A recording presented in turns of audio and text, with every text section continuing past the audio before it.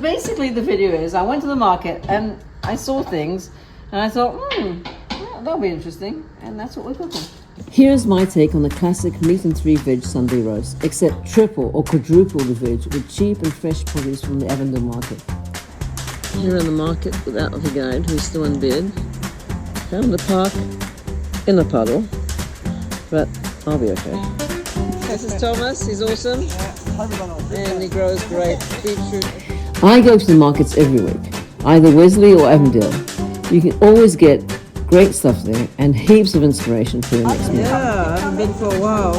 I'm starting by roasting the beetroot. Go! Run! While that's in the oven, I'm going to pick some fresh herbs for the crispy chicken skin paste. I'm going to process all of it, the herbs, with some garlic, and some olive oil, and some butter, and some salt, and some lemon juice, and some lemon zest. And we're going to make a paste, and then we're going to put it under the chicken skin. Putting a herby butter paste under your chicken skin will leave the skin super crispy and flavoursome, while also giving us a really tender meat. Once you create a little pocket under the skin, it should be easy enough to push in our paste with a gloved hand and a spoon.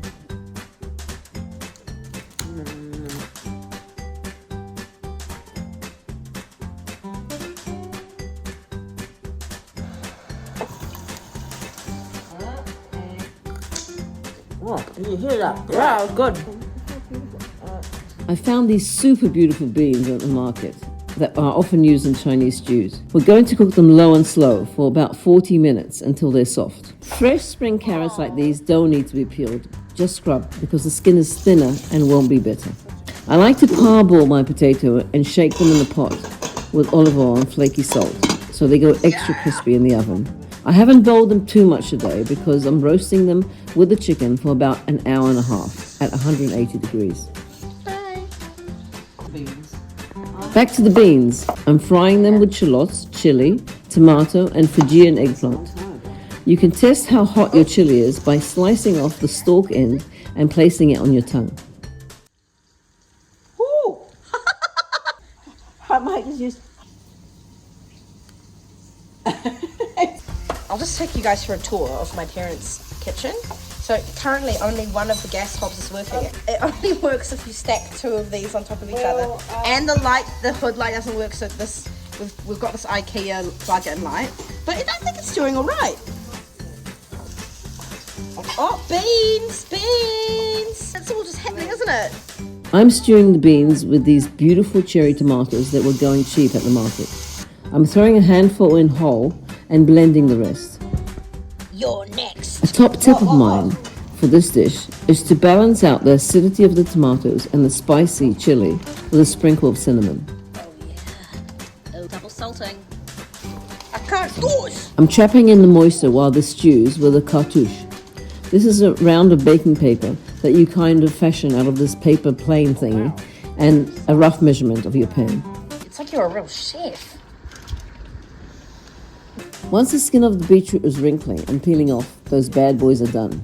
I'm putting in the squash for a little longer, but once those beetroot have cooled down, it should be really easy to peel off the skin. I'm making a tangy and spicy jicama salad. In season, you can find them in the markets. The Chinese farmers from Pukekohe grow them. I'm also adding in some fresh guava for sweetness. Guava has really hard seeds, so do your best to scoop them all out. Because jicama and guava are hard to find, you can use kohlrabi for crunchiness and fresh sliced oranges or any other fruit in season. I'm adding freshly squeezed lime and orange juice and fresh cut chilies as well as cucumbers and radish for those beautiful colors. It's so pretty. Here's an ingredient, yeah, not just something you sprinkle on top. Just as much herbs in here as the other stuff, okay? The other crunchier stuff. We're putting in all the herbs: dill, Vietnamese mint, regular mint, parsley, coriander, basil, and spring onion, and chives. 1 crushed garlic clove, a generous splash of olive oil, and flaky salt, and this beautiful salad is done. Yummy! Whoa. So now we're just cooking the carrots and then a little bit of cumin seeds. For the carrots, I'm toasting some ground cumin seeds for a couple of minutes in the pan. And then I'm frying the carrots whole in olive oil with some apple syrup. Pomegranate molasses or even honey will work too. I'm going to put a tiny bit of sesame oil in it, okay? Just Okay. for a little nuttiness. I'm mixing in the squash and layering my chopped roast beetroot and coriander on top. I don't want to mix these too much or the dish will go bright pink. I want to keep all those beautiful colors. Da, da, da. Come on, that's it. Yeah, here she goes. Da, da, da, da, da, da, da. Whoa! Here's our beautiful pink and green salad. There you have it.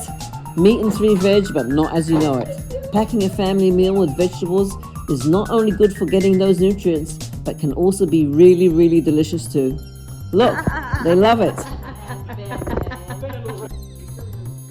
And thank you for my annoying sweet daughter for filming it all. Thanks, Mum.